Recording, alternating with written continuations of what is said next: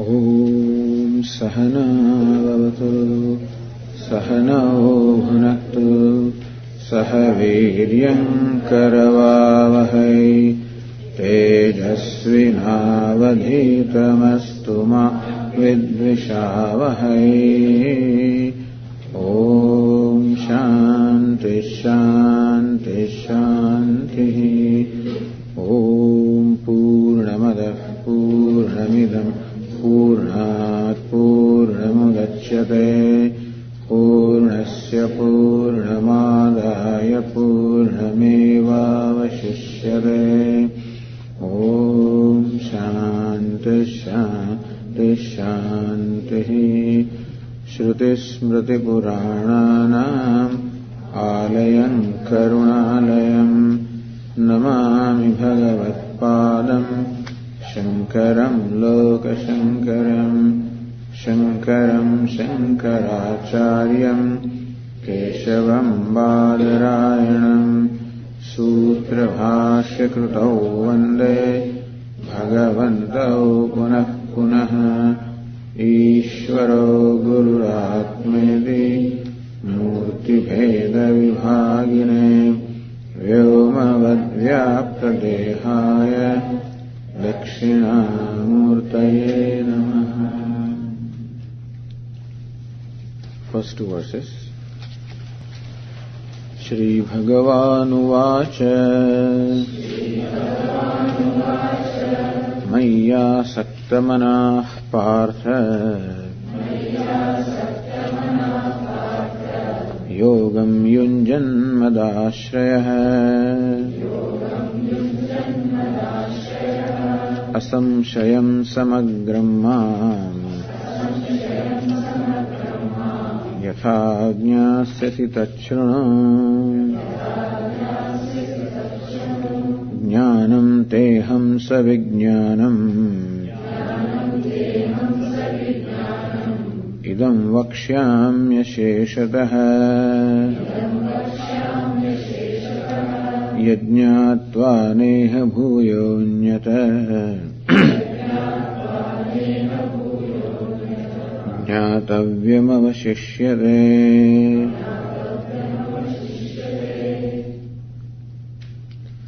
Jnanam teham savijnanam vakshyami. I will tell you the knowledge along with the vijnanam, along with such that jnanam will become vijnanam, that your knowledge will become an immediate knowledge for you, the knowledge will become a reality for you. So whatever it takes to make the jnanam into vijnanam, whatever it takes to make the indirect knowledge into immediate knowledge, both of that I will tell you. Meaning I will tell you the means by which the knowledge can be transformed into or will develop into what we call the aproksha jnanam, immediate knowledge. It is like this, that a student comes out of law school, he has a knowledge. Then he works with a law firm for a few years. He gets trained into how really to practice it, then becomes vijnana. This is how in every field. Like a student comes out from the Ayurvedic college, becomes an Ayurvedic physician. Then he spends a few years with an experienced physician and learns how really to make those medicines and how to administer and how to do things. That's how jnanam becomes vijnanam. So, here as it explained, vijnana sahitam svanubhava sanyuktam. When it becomes svanubhava, it becomes one's own experience. So, knowledge, when it becomes one's own experience, meaning that it becomes very real for one's own self, that jnanam and vijnanam, I will tell you,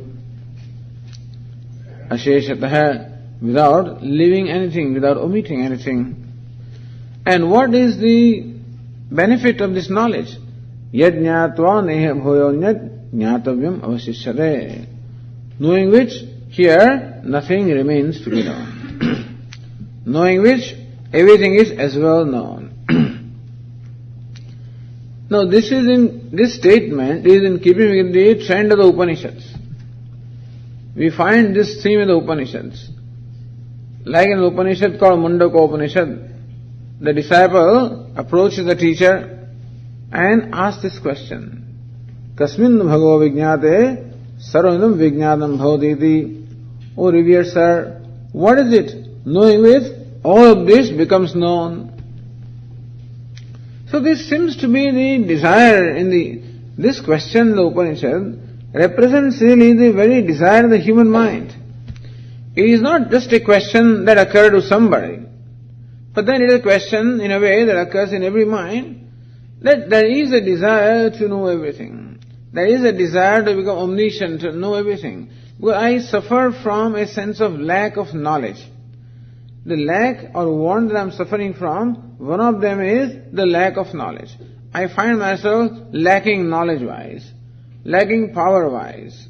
Therefore I want to be omnipotent, I want to be almighty, I do not want to be controlled by anybody, I just want to be totally free. I want to control everything. I want all the power, all the knowledge. This is what I think I want. It is not what I really want, but I think that if I know everything, then I will be alright. If I am almighty, then I will be alright. So I am trying to become almighty, trying to become all-knowing. But as we said yesterday, all-knowing does not mean that the person knows how many grains of sand there are and how many stars are there and how many drops of water there are in the ocean. There is no way that a human mind can ever know that. Even the mind of the wise person also would not be able to know that. Or mind of otherwise also a person who is very highly accomplished in some ways, has lots of powers, even that also. There is no way that one can know this. And still there is a desire to know everything. And so this says, by knowing this, you as well know everything. Again, this is a famous story from Chandogya Upanishad, known to most of you, story of this boy whose name was Shvetaketu. And at the age of 12, his father told him that now is the time for you to go to the teacher and study. Goes to the teacher, lives with the teacher for 12 years, and returns home, very learned, a great scholar, very proud of his knowledge, thinking that perhaps his father doesn't know much, he's an old man. And so, when he went, he was a good son. Good means obedient son. He is good still, but obedient, humble.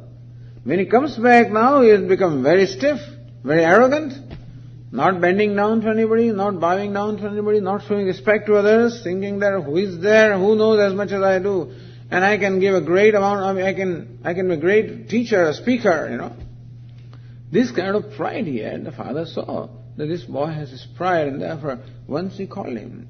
He said, look, you seem to have this pride, and you have this arrogance. That means you must have some very special knowledge, otherwise you can't have this. Utadam adesham aprakshah. Hey, did you ask of that teaching from a teacher? Yena shrutam shrutam bhavati, amadam matam, avijñādam vijñādam iti. Did you ask for that upadesha? Ask for that teaching. Ask for knowledge of that. Hearing which everything is as well heard, thinking about which everything is as well thought of, knowing which everything is as well known. I'm sure that you must know that. That the fact that you are behaving in such an arrogant manner shows that you must have that knowledge. Shvetaketu was surprised. What? How can it be? How can it be that by knowing one thing that you know everything? How can it be? I don't think there is such a thing. How can it be, number one? Had such a thing been there, I'm sure my teacher would have taught me. Or, if my teacher knew, he would have taught me. I was one of his best students, and then why should he not teach me such a thing? I don't think my teacher knew. The boy became very nervous. He could see that he doesn't know something. His father asked him, he did not know, and therefore he was scared. He thought that he'll be sent back to the Gurukulam. Therefore he protected himself, saying that, I don't think that my teacher knew, otherwise he would have told me.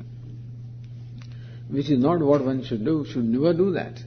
Showing this kind of disrespect for a teacher should never be. But he did it.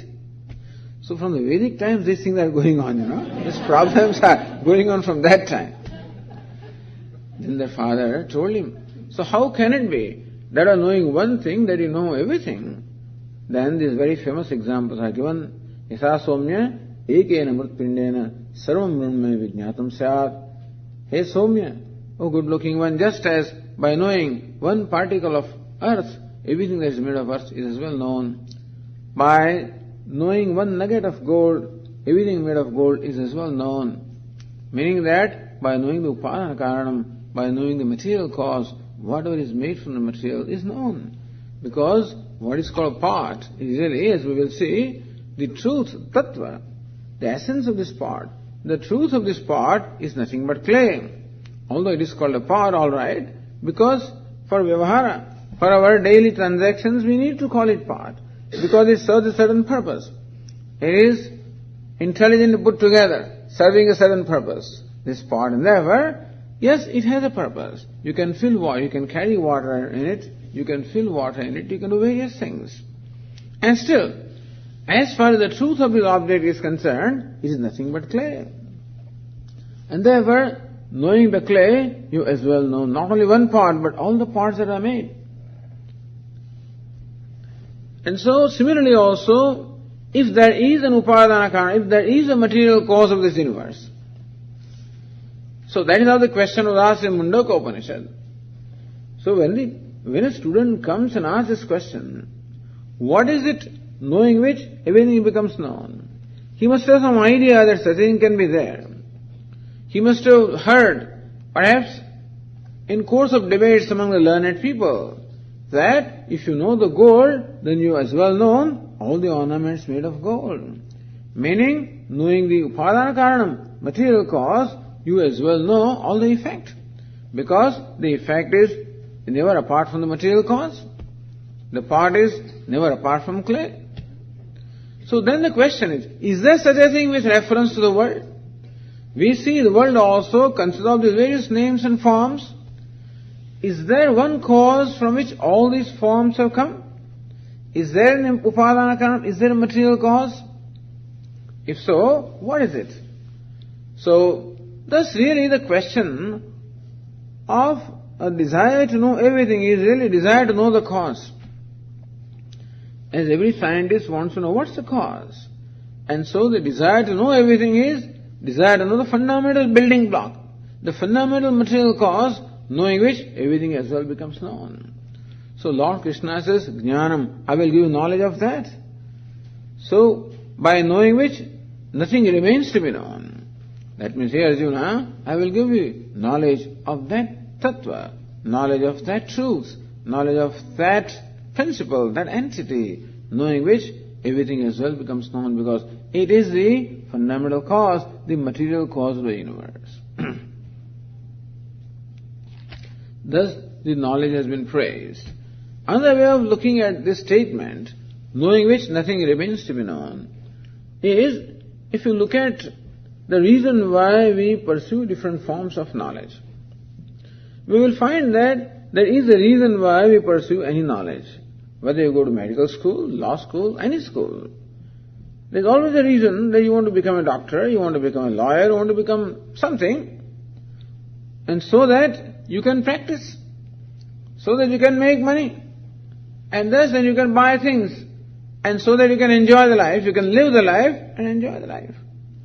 So ultimately the purpose of every knowledge is so that you can put it to some use.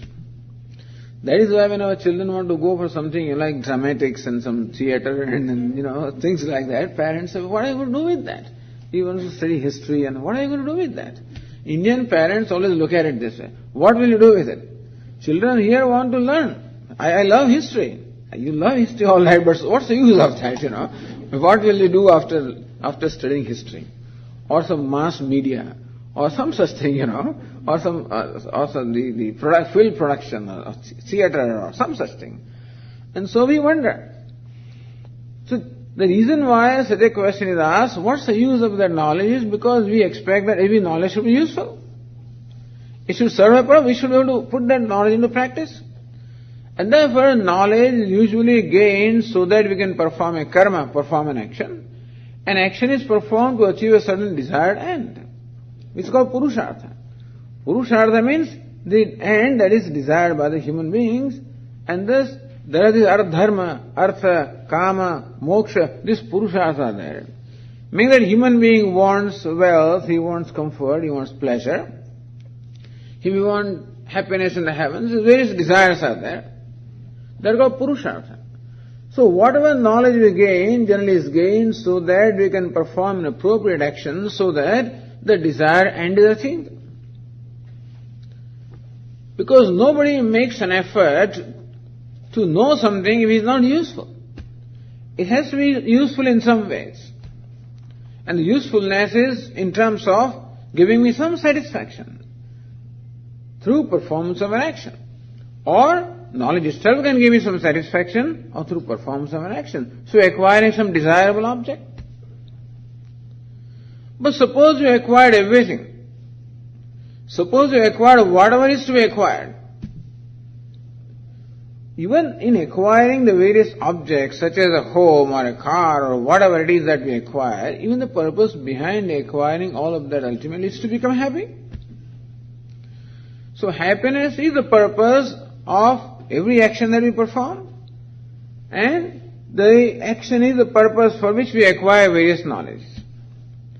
So knowledge in general is acquired by us so that we can we can put that knowledge to use and perform an action. No, Swamiji, we are just scientists. We just know things for the sake of knowledge. It is possible that knowledge itself can give me satisfaction. It's possible. But it is for satisfaction. Either through performance of an action so that you can achieve a desired end, then you are satisfied. Or maybe knowledge itself can be for satisfaction, but it is for satisfaction, for happiness. So ultimately all the knowledge is acquired for happiness. But suppose you get all the happiness that is possible, suppose. Then there will be no need to acquire knowledge, at least for the sake of happiness. So yad jnatva, gaining which knowledge, Arjuna, you will attain all the happiness. As Taittiriya Upanishad says, Soshnute sarvan kaman saha brahmana vipaschitayati. That knower of Brahman becomes Brahman. Upanishad says, knower of Brahman becomes Brahman. Like the knower of the 10th man becomes 10th man. And so the one who knows Brahman becomes Brahman because Brahman is already myself. Thus to discover that I am Brahman, I am limitless. And Brahman is Ananda, that I am Ananda. So knowing myself is equal to attaining all the Ananda, all the happiness. And thus this knowledge is the means of the attainment of ultimate goal of becoming complete, becoming totally happy, becoming totally free. Here Arjuna, gaining this knowledge, you will discover that you are what you are seeking to be. You are seeking to be free, you are seeking to be happy, you are seeking to be pleased. Discover that you are the pleased self, you are the happiness, you are the freedom. Having known that now, there is no need to do anything. There is no need to perform action because action is performed to be happy, but you discover yourself to be happiness. So no need to perform an action to be happy, and therefore no need to gain any knowledge to perform that action also. And that way Lord Krishna says, knowing which everything is well known, meaning because the Purushartha is achieved. That's another way of understanding the statement that one gains a total fulfillment. Usually we keep pursuing knowledge. And as Swami says, more you know about a thing, more you know how much you do not know. So more we know about in any field, then the expanse of ignorance alone opens before us, and that is how it is. That's how it should be also. Otherwise what will we do? There will be no new PhDs, but every year they keep coming because more you know, more you realize what you do not know. And that is why, that is how it is. Because there is no end to the number of grains of sand or number of stars that you can count, the number of cells that you have, and that's even one cell. All the scientists in the world can be busy for all the time in the world, all the time to come, for them even to know one cell, And so that is how it is. For the simple reason that to know one atom you must know also the whole universe because it's interconnected. To know the whole universe you must know the atoms also, and therefore that is how it is. But that's fine. The point is that usually the pursuit of knowledge always leaves us dissatisfied, because I come to know what more I do not know. This is one knowledge which gives me the total satisfaction of knowing, total satisfaction of achieving. As Lord Krishna says in the 15th chapter, Etad buddhva buddhiman syat kruta krutyasya bharata. Here Arjuna, knowing which one becomes intelligent in the true sense, kruta krutya, and one gains a total fulfillment in life. Here Arjuna, gaining this knowledge, you will gain total fulfillment in life. Kruta krutya, that you have done whatever needed to be done. Imagine the satisfaction that a person has when the person feels that I have done everything in my life. Such a thing is not there, not in the life that people are trying to. But then, usually, Swamiji, my children are all married, they are all settled, they also have their children, I am a grandparent, and everything is just wonderful. And I have a nice insurance like saving, and then every month I get this, and very comfortable. I am totally satisfied in life. Suppose such a satisfaction, how would you feel? That you have done what all you needed to do, krita kritya. Here Arjuna, gaining this knowledge, you will know that you have done whatever needs to be done. You have achieved whatever needs to be achieved. You have known whatever needs to be known. So Vedanta says that if you want to know everything, know yourself. If you want to achieve everything, achieve yourself. If you want to love everything, love yourself. If you achieve yourself, you achieve everything. Know yourself, you know everything. You love yourself, you love everybody and everything. This is how the knowledge is praised here by Lord Krishna. Having created this background in the first two verses, the third verse is what we call Arthavada. Again, to emphasize the importance of his knowledge in a negative way.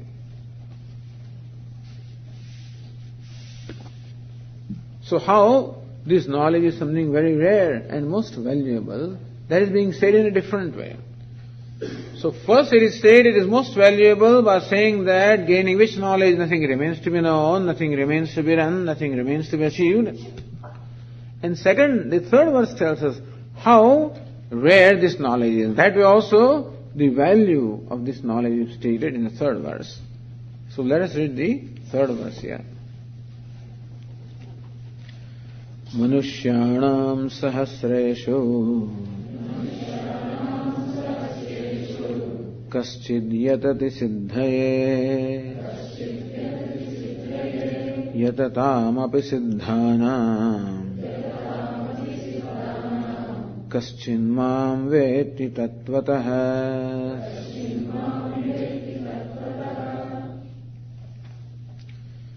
Manushyanam sahasreshu, among thousands of human beings, kaschid yatati siddhaye, it is some rare one that even attains, makes an effort for siddhi. Kaschid yatati siddhi. Siddhi means perfection. The word siddhi is used in Bhagavad Gītā in two senses. One meaning of the word siddhi, siddhi means perfection. Or siddhi means attainment, accomplishment. So first level of siddhi, or perfection, or accomplishment, or the first level of power is what we call antahkarana shuddhi, or purification of mind. So word siddhi is used in more than one places by Lord Krishna in the sense of purification of mind. Swakarmana tamabhyarcha siddhim vindati manavaha. By worshipping the Lord with one's own actions, one attains siddhi, one attains perfection. What kind of perfection? In terms of the purification of mind. Manushyanam sahasreshu kaschid yatati siddhaye. Among human beings there are rare who even attempt for inner purification. The value for inner purification is something very rare. Or siddhi can be moksha. There are very few who even attempt for moksha, attempt for a higher purpose of life. Most people are so engrossed in their mundane life. As Kathopanishad says, na sampraya pratibhati balam pramadyantam vittamohena mudham. To this immature person, it does not even strike to him that there can be a goal above and beyond what is perceptible. Ayam lokaha nasti para iti mani. He believes that all there is this world. And therefore, just enjoy. So the sense pleasure is all he can think of. Gratification of senses and gratification of ego, he thinks that that is the world. That's the purpose of life. And therefore, most people are so engrossed in thinking, in knowing that or believing that there is nothing beyond what we experience. And that the purpose of life is to grasp the gratification of senses and gratification of ego. Gratification of senses is with the help of various objects. Gratification of ego is with such possessions as wealth and name and fame and recognition and power. So that is for gratification of ego. And this is what we find people pursuing. So, manushyanam sahasreshu. These goals are so enchanting. Because human being is born with greed. And therefore this wealth and power always enchant him. So, there is a story in the Upanishad which says that these devatas, the gods who live in the heavens, their predominant characteristic is bhoga, gratification. That's what they want. The asuras, the demons who live in the netherworld, their predominant characteristic is krodha, anger. So devatas characterized by kama, the danavas characterized by krodha, and human beings characterized by lobha. Lobha means greed. Kama, krodha and lobha. Lust, anger and greed, these are three predominant impulses in the human being. And this world of objects has a kind of thing which will always invoke these impulses. So usually the world of objects and achievements, they always invoke or provoke, I should say, these very impulses, either of kama, krodha and lobha. So I look at the things, first impulse is enjoy it. If I cannot, I get angry and fight with somebody. If I acquire it, I want more of it. So number one, I want it. Number two, if I don't get what I want, I'll fight for it. Number three, if I get what I want more of it. So this more of it and more of it. When will it happen that how much should I get in order for me to become satisfied? Na vittena tarpaniyo manushya. Human being can never be satisfied. Regardless of how much wealth he gets, how much recognition he gets, how much power he gets, he can never be satisfied. He doesn't know that. He thinks that someday, Swami, all I want is just $1 million, nothing more than that. That's all I want. That is a lot of money. What we wanted many years ago when we came to the United States, just $25,000. That is our $25,000. If you get that, that's fine, ready to go to India. By the time you had 20, which took a long time those days, then 25, then already I think cost of living is too high, is not enough, and so 50,000, 100,000, million. And that's how the people never went back, because you never find that what you have is sufficient, never. I never find that what I have is sufficient, and I will have justification for that. Swami, but you have so much money. Yeah, but my children are there and go to medical school and this school and that school and their children and their children. And that is how somehow human being gets so trapped in various fascinations the world presents before him. And how these fascinations keep on invoking from him a desire to enjoy them and desire to possess them, acquire them and enjoy them. That this desire of acquiring, possessing and enjoying can never be satisfied, because more he tries to satisfy the desire, more intense it becomes. Like pouring butter into fire, and therefore it becomes more intense. He always finds himself running from one end to the other, from one goal to the other. This is how the world is, and this is how it has been made. And the medicine avenue always helps in doing that, because every 6 months they come up with something new. By the time you start using it, the thing has become obsolete already, So new gadgets and new foods and new clothes and new perfumes and whatever it is. This is not Western culture. They call it Western culture. Let us call it material culture. Not West, because So westernization, but this is material, this is the effect of material culture. Material culture means the culture that believes that by material we can get satisfaction in life. We should not call it West. That doesn't, everybody in the West is like that. Everybody in the West or that the people in East are not like that. Human being is like this. And so it is Bhogavada. That is the belief that by getting more and enjoying more, I will be satisfied. Therefore, most people are so trapped in that to most of them, it does not even occur that life can have a greater possibility. That there can be an existence beyond the name and form that I see. That there can be a satisfaction above and beyond the transient satisfaction that I get from the pleasures of the world. That there can be something better, something superior, something, greater. That thought itself does not occur. So Yamaraja, Lord Death, says that I don't have to do any work. This is called death, the net of which is spread all over, and so people keep coming to me. I don't have to go to them, Punah punar vashamapadyate me. They keep coming to me. Manushyanam sahasreshu kaschid yati siddhe. It is some rare, forget about moksha. Something higher. Even Swarga itself is not bad. That also has gone away now. In the Vedic times, at least everybody wanted heavens, and they were performing. But that is also the same. Heavens also is no better than earth. It's some different kind of pleasures, but the same thing. Same samsara is there also, because there are these comparisons. In heavens also there are gradations, and therefore you can be a devata, you can be a servant, you can be a driver, you can be a cook, you can be various things, So same jealousies can be there also and whatever. So it's the same samsara. So very rare are those people who can discern something in the life, that life has something more to offer. Rare people. And then they will strive for that higher goal. Call it moksha, call it liberation, call it freedom.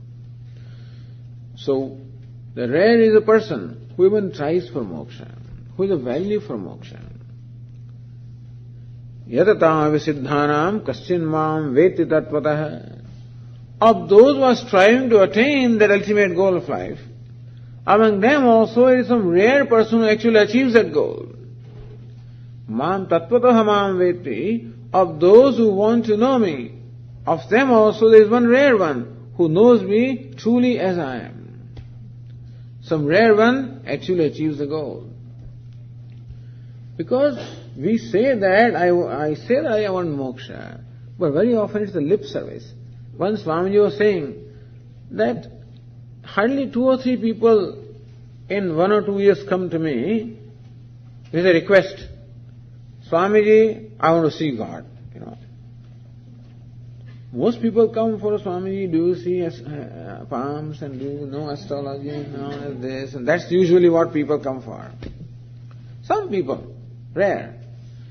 Says, maybe once in 2-3 years somebody comes to say that I want self-knowledge. But so far, nobody has come to me requesting me, Swamiji, how should I get purification of my mind? That nobody has ever asked. Everybody wants Ishvara and moksha and knowledge. Retaining all raga dveshas, all impure, retaining those stuff. Retaining ahankara, mamakara, all of these are retaining, then I want everything else. So it's therefore a value for inner purification. As Pujya Swami, the value for self-growth. That also does not occur to most people. And that's the reason why, in spite of, so Kathopanishad says that, and Bhagavad Gītā also says, in spite of listening, Śrīmantopi bahoyanna vidyuhu, in spite of listening to the teacher also, there are many who do not come to know, because this inner preparation is required. Therefore, Vedanta talks about what we call the qualification, sadhana chatushta sampatti. Talk of viveka, vairagya, samadhi shatka sampatti. Anyway, what is to be understood here is that even while we are pursuing this knowledge, which is wonderful, we should know that acquiring those qualifications is extremely important. Acquiring viveka, vairagya, samadhi shatka sampatti, shama means tranquility of the mind, dhamma means self-control, tidiksha means forbearance, endurance, shraddha means faith. Most people don't have that Shraddha. Many people. That there is God, there are scriptures, or what the scriptures are the pramanam, they are the means of knowledge. Even this kind of faith does not develop. And so, when that is not there, how are you going to pursue the study of the scriptures? When the faith is not there, the scriptures are something worthwhile to tell us. So to have faith in scriptures, to have faith in God, to have faith in a guru, in a person also is very rare. It's not easy. So very fortunate people have that. It requires a lot of punya. Says Swalpa punyavatam rajan vishvaso naiva jayate. The faith does not develop in the people who do not have the adequate wealth of punya. So if somebody is Shraddha, you find yourself having devotion for the teacher, having devotion for the scriptures, having devotion for the Lord. If you find yourself, then understand you are a very rare person. You are a very fortunate person. And if that devotion is accompanied with some understanding, not just, devotion which is traditionally coming down, but if that devotion is accompanied with understanding, you understand the value of the teacher, understand the value of scriptures, understand the value of moksha, having understood the value. And then there is trust in the validity of the scriptures, in the teacher, in the Ishvara. If one has that Shraddha, one is very, very fortunate. And Shraddha or faith such as that is really the result of a lot of punya karma we have performed. As Vivek Chudamani says, Durlabham Tramevetat Devanugraha Hetukam. This three is Durlabh, is rare. Manushyatvam, Mumukshutvam, Mahapurush Samshaya. To gain a human birth is rare. Because there are all kinds of species in the world, to get human birth is rare. And from then also to get mumukshutvam, a desire for moksha, is even rare. Mahapurusha samshaya, and to have association with a great teacher is yet rare. So Lord Krishna says that it is one rare person who even strives for this knowledge, and among many who strive, it is a rare one who gets the knowledge. Swami, thank you, then we'll close the books, because it says we can't do it. No, it is not to dishearten anybody that this is said. It is to show the value of this knowledge. The fact that Arjuna is listening shows that he is already one of the rare ones. He would not be there. The fact that he asked for knowledge of Lord Krishna, which he did not for all this time. It is not just an accident that this teaching took place. It must have taken so long for Arjuna really to recognize this need. Today he recognized the need for knowledge. So far he recognized need for many other things which also Lord Krishna may have given him. But today he recognized the need for knowledge. Shishyasteham sadhimam tvam parapannam. I am your disciple. Please teach me. So already Arjuna is one of those rares, meaning that the one who is listening to Bhagavad Gītā already is a rare person. So this is not to discourage, to encourage as a matter of fact, and also to tell us how valuable this knowledge is. Also to understand that it is important that we should keep on, there must be perseverance, there must be patience, there must be perseverance, that one should not become disheartened. Because human being, again being a utilitarian, whatever we do, always want some results. Swami, I am coming to the class for 10 years, but nothing is happening. So I want something to happen. And so, because naturally we want reward for whatever we do. Then Lord Krishna says, Karmanyavadikaraste ma phaleshu kadachana. Yours it is to keep on making an effort. Whether reward comes or not, keep making the effort. Have patience, have perseverance. It always takes time for things to happen. There are no quick fixes here, and there is nothing instant here. Vedanta does not promise no moksha in 3 days or 30 days or 90 days or something like that. There is no quick fix. So do something, press something here and something will rise and fall and whatever, No such things. Even if they are there, Vedanta doesn't prescribe that, because self-growth has to take place. A fruit has to take its own time. Mango should take its own time to ripen. Then alone there is taste. Then mango will be delicious, then will be fragrant, then will be tender. Otherwise you heat it up in an oven or something and it may look nice from outside. or but it doesn't work out. It takes its own time. All we need to do is to provide the right atmosphere so that it gets ripened. When will it get ripened? Depends on the kind of mango.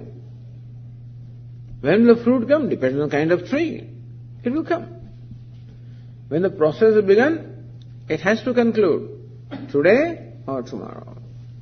Aneka janma samsiddha tato yadi param gatim. Lord Krishna says, gaining perfection over a number of births, one ultimately attains that goal. So there is no question that a person who has started on this path, there is no now returning, whether you want it or not. Once you are on the escalator, it will take you up there. And similarly also, but what is required is constant effort, perseverance, patience, not losing the heart, not becoming disheartened, not losing courage, and continuing with it. Because this is the most valuable thing that one can have, and without this also, there is no jnatavyam. This has to be known. Without this, life is never complete. And therefore, there is no choice. If there was a choice of becoming free or happy by other means, then it's fine, but there is no choice. Knowledge is the only choice because I am already what I am seeking to be. The 10th man is already the 10th man, therefore he has to know that he is a 10th man. There is no other way. And knowledge cannot be unless the inner purification or inner maturity takes place. There is no way there also. The inner mind is like this mango.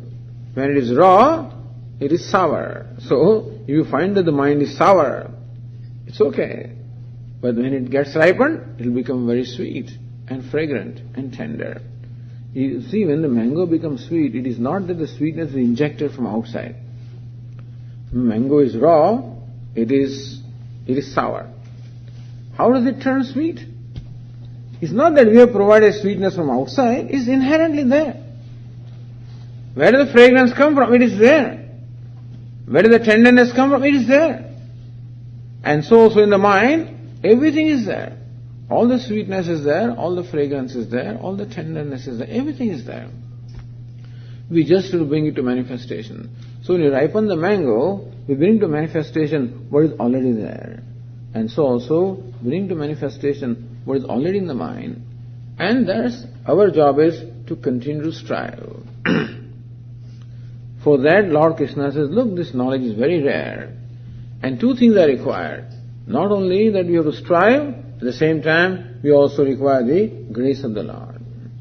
What we call krupa, or the grace of the Lord. Grace of the Lord, grace of the teacher, grace of the scriptures, grace of the self. This grace is also very important. So without that grace also, this knowledge cannot be gained. And thus, we can get the grace when we know Ishvara. Therefore, now Lord Krishna proceeds to fulfill the promise that he gave, Jnanam and Vijnanam. You say in the second verse, Jnanam, Teham sa Vijnanam. I'll tell you knowledge, Jnanam along with Vijnanam. And now from the fourth verse, Lord Krishna proceeds to explain that.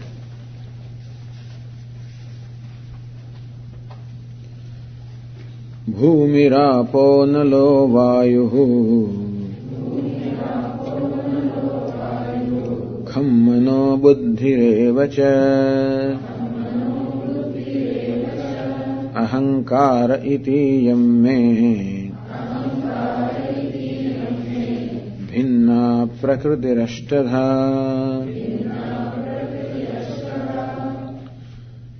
So now what actually Lord Krishna wants to say in the subsequent section is that all that is God. What is now sought to be explained is whatever it is God. As we were told in the morning, every village also knows this. Where is God? He is everywhere. So what is meant by saying that God is everywhere? It should not even say everywhere. Everything is God. Whatever is God. That's the answer. Answer is whatever is God. How is that so? So it is that knowledge that not only there is one God, but there is only God. Then what does that knowledge do? Recognition of God or Ishvara everywhere. Who is Ishvara? Ishvara is one who is inherently complete, Purnamadaha Purnamidam, and therefore knowing that everything is complete, that whatever it is nothing but completeness, wholeness, fullness. So knowing that that's not only I am whole and complete, but everything is whole and complete. This knowledge is not to recognize that I am Brahman, then everybody is a stupid person. It's not so. I am Brahman, and sometimes people ask this question, Swami, you keep saying that you are Brahman, you are Brahman. Suppose I come to know I am Brahman. Will this person not become arrogant? I am Brahman. If he becomes arrogant, then he is not known Brahman, that's all. Because when I can say I am Brahman, you can equally say you are Brahman. So when I am Brahman means what? Everyone is Brahman. And everything is Brahman. Sarvam khalu idam Brahma. What it is Brahman. Whatever it is Ishvara. I am Ishvara, Jagat is Ishvara. And the substratum of both also is Ishvara. Important is, not only all this is Ishvara. Ishvara is not only immanent, but Ishvara is the one who transcends everything. So there are two entities in our life. One is subject, other is object. One is individual, other is the universe. Thus these two are there, mutually exclusive. The subject and object. Who is subject? Subject or I is a conscious being. What is object? Object is inert. Swami, you are calling us inert, But understand that whatever it is that I can whatever can be objectified by the sense perception is always inert. As far as you are concerned, I am also inert. Meaning whatever you can perceive is inert. But Swami, you are not inert. You are a sentient being. That's all. But what do you perceive? What you perceive is this body, gross body. And that is made of 5 elements. That is inert.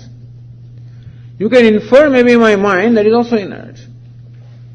Consciousness cannot become the object of perception. So understand that whatever I am conscious of is inert, is matter. Whatever I am conscious of is matter. And the one who is conscious of is conscious being. So thus our life consists of these two entities, subject and object. Aham and idam. I and you. Who is I? A conscious being. Who is you? The object of my awareness, and therefore you who is material or product of matter. Spirit and matter, or consciousness and matter. These are the conscious being and matter. These are the two entities that we know. So when we say that God is everything, it means that what we call Jagat or matter also is God, and what we call the subject or the conscious being also is God. So two expressions of God, subject and object. But these two expressions mean that God must be beyond the two. See, it is like this. They say that this light sometimes acts as particle, sometimes acts as waves, Sometimes the light appears as particle, sometimes it appears as a wave. So what is light? Light must be a principle which is the basis of both particle and wave. It must be a fundamental principle of which the particle is a manifestation and the wave also is manifestation. The light must be that fundamental principle. If you understand what I am saying, so also we have these two entities, object and subject, conscious being and matter. Therefore the truth must be that which must be the basis of both. The truth must be the basis of both. Basis of subject as well as object. That from which the universe of subject and object arises, by which it is sustained, under which it goes back, that must be the fundamental truth. Because object is relative to subject and subject is relative to object, is it not so? There cannot be a subject, I or aham, without the reference to the object, you. There cannot be a seer without the reference to what is seen. There cannot be a knower without reference to what is known. There cannot be a knower without something that is known. They cannot be known without the knower. So knower and known, subject, both are relative. And therefore none of them is truth. Understand, both of them are relative. The knower is in relation to what is known, the known is in relation to the knower. Both are relative. Therefore, both of them must evolve from something that is not relative. The truth must be absolute, independent, not relative. Ishvara is the truth, which is absolute, independent, not relative. Whatever you find in the universe is all relative, is all interdependent. One is because of something else. And as we said, the two entities are subject and object. Subject is, I can be called subject or the knower only with reference to object. You can be called object only with reference to subject. Both are relative, and therefore both of them must evolve from something that is not relative, something that is absolute, something that is changeless, and that is what we call Brahman or Ishvara. So therefore, ultimate truth about Ishvara must be absolute, independent, whereas what we experience in life is all relative. So you know the theory of relativity, that the whole universe is relative. One thing is with reference to something else. And so, as the scientists explained to us that this relative universe is a projection of something that is absolute. That's exactly what Vedanta tells us.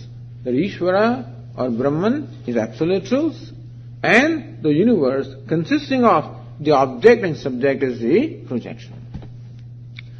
So what is called projection, what is relative, what is changing is called mithya.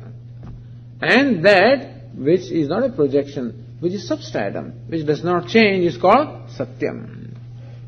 So mithya and satyam. So now Lord Krishna wants to explain that everything is Brahman, everything is God.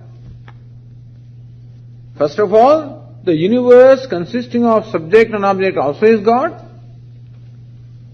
If that is so, the very substratum from which both of these may evolve, that is of course Brahman. So what is absolute is Brahman. Not only that, but what is relative also is Brahman. What is Satyam also is Brahman. What is Mithya also is Brahman. So otherwise, if you categorize Satya and Mithya, but Swami is Satya, Ishvara is Satya, then what about Mithya? Ishvara, the creator, is Satyam, the truth, and Jagat is Mithya. Brahma Satyam, Jagat Mithya. If Brahma is Satyam, Jagat is Mithya, then why is Jagat different from Brahman? No.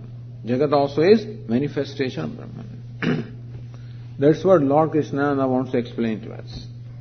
That first telling us that the relative universe is nothing but my manifestation. And that is being said in the two verses. First verse we read, Bhumihi apaha analaha vayuhu kham. This refers to the five elements. Bhumi means earth, apaha water, analaha fire, vayuhu air, kham means space.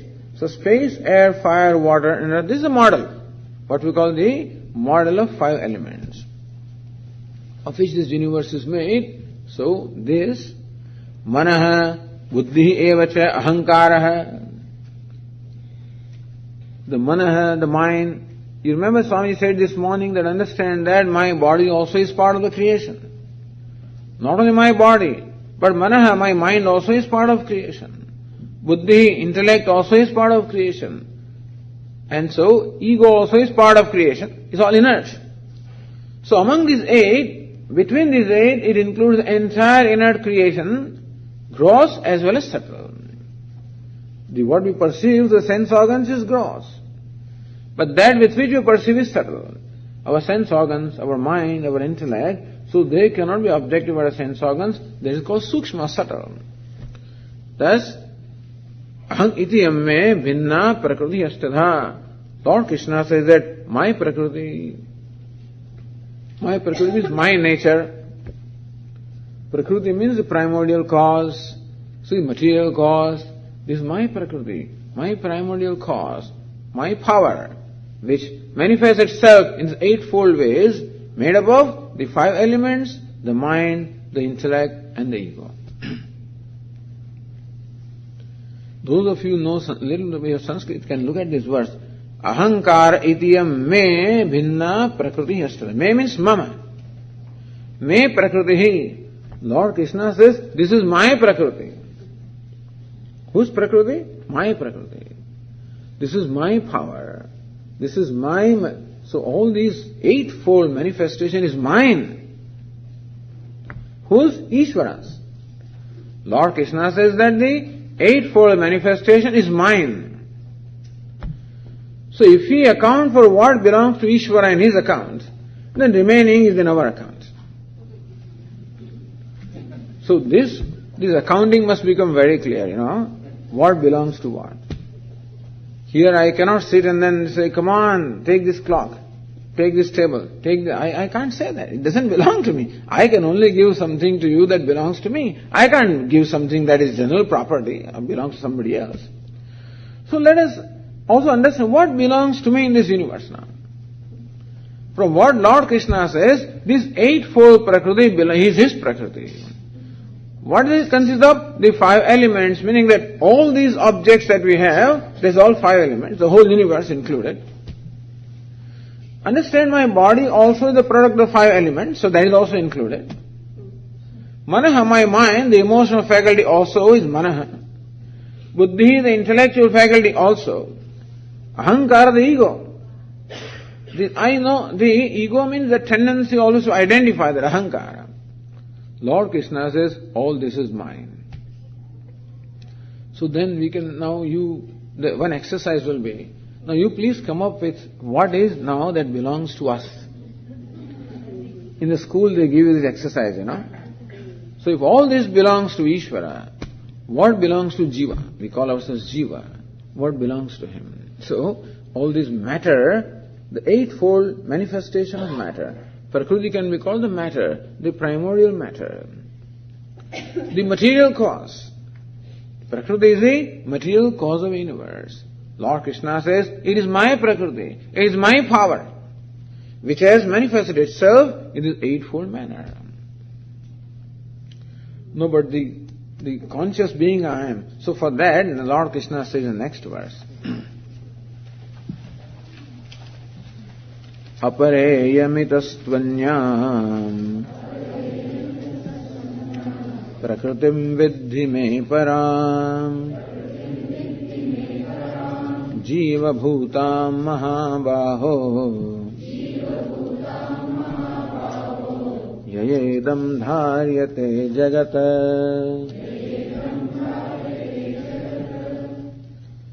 Aparayam. This eightfold Prakriti. Understand the word Prakriti.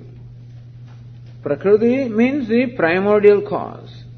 Prakriti means the material cause. Prakarshena kriti yogyatva, that which can be very well formed, which creates, is called Prakriti. So Prakriti is the primordial material cause of which this manifest universe is. And Lord Krishna, Apara Iyam, this is my lower Prakriti. This is my lower nature. This is my lower power. Itastvanyam prakritim vidyame param. Other than this, distinct from this, there is another Prakriti, another power. What is that? Jiva bhutam. The one that is of the nature of Jiva, of the nature of conscious being, what we call the knower, what we call subject. Lord Krishna says, it is my param Prakritim. Know that to be my superior Prakriti. Know that to be my superior power. So two Prakritis are there. The Apara Prakriti, the Para Prakriti. The lower Prakriti, the higher Prakriti. The lower nature, the higher nature. The lower power, the higher, power is not a very good word here, but then lower energy. Somebody says, Swamiji, is God energy? No, God is not energy. The energy is what manifests the universe. So what the scientists call energy will be this Prakriti. Because the scientists explained to us that what we call this matter is nothing but the waves of the energy. So this Prakriti, the primordial matter, the primordial energy if you want to call it, is what is manifested in the form of this universe. But the science does not take into account the conscious being. Science always explains to us what about the material world, but doesn't explain the conscious being. Lord Krishna says, Jiva Bhutam, the one who is Jiva, one is a conscious being, one is a subject, one is a knower. He is my para prakriti, he is my superior prakriti. So what we call object also is my prakriti, the subject also is my prakriti. The matter also is my prakriti, the spirit also is my prakriti. The inert also is my prakriti, the conscious being also is my prakriti. So now you list out what all it is that belongs to you, now. Lord Krishna has claimed the ownership of everything that we know, the object as well as subject. What remains now? Yayedam dharite jagata, know this jiva, know the subject, know the conscious being as my higher manifestation. So know this universe, eightfold universe is my lower manifestation, and know the conscious being, the subject as my higher manifestation. And what's the relationship between the two? Yaya idam jagat dharyate. The conscious being is the one by whom this jagat of the universe is sustained. So this body-mind complex is sustained by what? This body-mind complex will disintegrate if it is not sustained by the consciousness. Is it not so? It is the conscious being that sustains this body-mind complex. So the conscious being, the subject is the sustainer, and the objective world is what is sustained. So subject and object, both of these Lord Krishna says are my manifestations. Twofold manifestation, the lower manifestation and the higher manifestation. Inferior manifestation, superior manifestation. The matter and the spirit. Both of these are manifestations of the Lord. Both are called Prakriti. Both are manifestations of Lord. Then who is it? These are all mine. He is different from them, understand? So what you call Ishvara is different from this. These are all mine, and I am naturally the substratum of the two, which he will tell subsequently. So, in these verses now, what Lord Krishna proceeds to tell us as to how Ishvara is everything. They say God is everywhere. A better statement would be God is everything. In what way God or Ishvara is everything is what is thought to be explained in these verses. We'll continue our discussion. Om Purnamadah Purnamidam Purnat Purnamudachyate Purnasya Purnamadaya Purnamevavashishyate. Om Shanti Shanti Shanti. Hari Om. Shri Gurubhyo Namaha.